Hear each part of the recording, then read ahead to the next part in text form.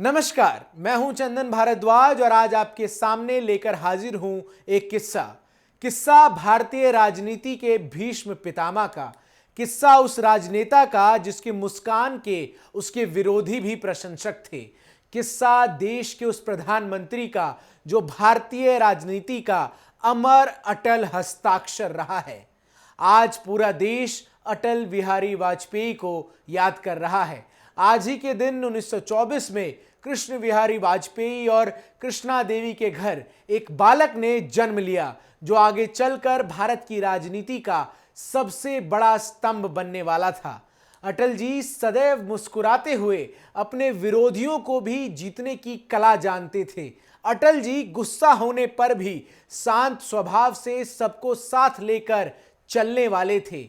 अटल जी का एक किस्सा बहुत मशहूर है। लोकसभा चुनाव के प्रचार के दौरान वो अपने तमाम भाषणों में कहा करते थे कि जिस प्रकार सभी लोग मटके को ठोक बजा कर लेते हैं, उसी प्रकार उन्हें भी खूब ठोक बजा कर ही चुना जाए।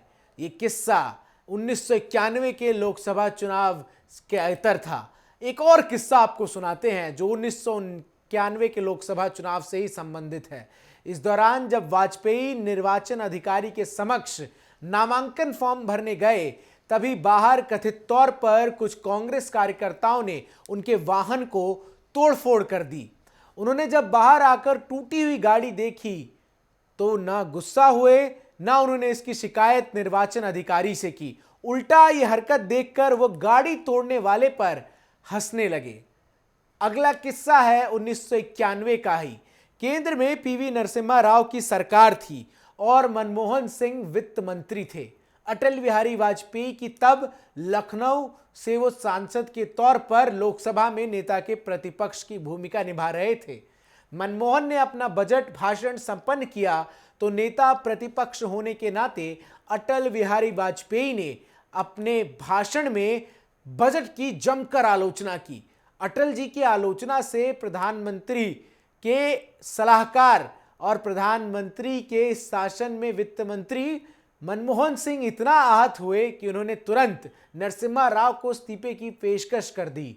राव ने तुरंत ही वाजपेयी जी को फोन करके पूरी कहानी बताई, जिसके बाद अटल जी ने मनमोहन सिंह से मुलाकात की और उन्हें समझाया कि उनकी आलोचना राजनीतिक है, उसका कोई व्यक्तिगत अर्थ नहीं लेना चाहिए।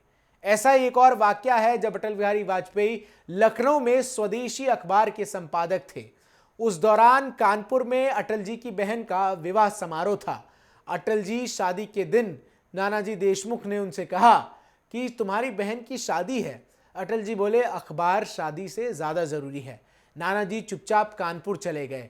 वहां उन्होंने दीनदयाल उपाध्याय को यह बात बताई। दीनदयाल जी कानपुर से लखनऊ आए। वह अटल से कुछ नहीं बोले और कंपोजिंग में जुट गए। शाम हुई तो उपाध्याय जी ने अटल जी से कहा, ये जो गाड़ी खड़ी है इसमें तुम तुरंत कानपुर जाओ, बहन की शादी में शामिल हो और मुझे तुमसे कोई भी तर्क वितर्क इस पर नहीं करना। एक बार एक लंबी पद यात्रा के दौरान किसी ने अटल जी से पूछा कि अब पद यात्रा कब तक चलेगी, जिसका जवाब वाजपेयी जी ने तुरंत अपनी हाजिर जवाबी का परिचय देते हुए कहा कि जब तक पद न मिल जाए। कभी कभी मुश्किल सवालों के जवाब में उनकी मुस्कान से ही तमाम पत्रकारों को संतोष करना पड़ता था। एनडीए की प्रधानमंत्री आवास पर चलने वाली बैठकों के दौरान पत्रकार घंटों धूप में खड़े रहते। वाजपेयी ने न सिर्फ सबके बैठने के लिए सीढ़ी नुमा बेंच बनवा दिए थे, बल्कि समय समय पर चाय और नाश्ता और पानी तमाम चीजें जो थी वो भिजवाते रहते थे। ऐसे थे अटल जी जिनके लिए राजनीति में कोई भी शत्रु नहीं था, जिनके लिए राजधर्म का पालन सबसे ऊपर था और सबसे प्रमुख जीवन जिनके लिए एक रंगमंच था। और वो अपने तमाम भाषणों में, अपनी कविताओं में कहते थे कि उनके लिए जीवन केवल और केवल जीने का नाम है, क्योंकि मौत से तो उनकी वैसे भी ठन गई थी। आप यदि इस वीडियो को हमारे YouTube चैनल पर देख रहे हैं तो हमारे YouTube चैनल को लाइक करें और हमारे नोटिफिकेशन आइकन को सब्सक्राइब कर दें। यदि आप इस वीडियो को फेसबुक पर देख रहे हैं तो हमारे इस फेसबुक पेज को लाइक करें और इस वीडियो को ज़्यादा से ज़्यादा शेयर करें। धन्यवाद।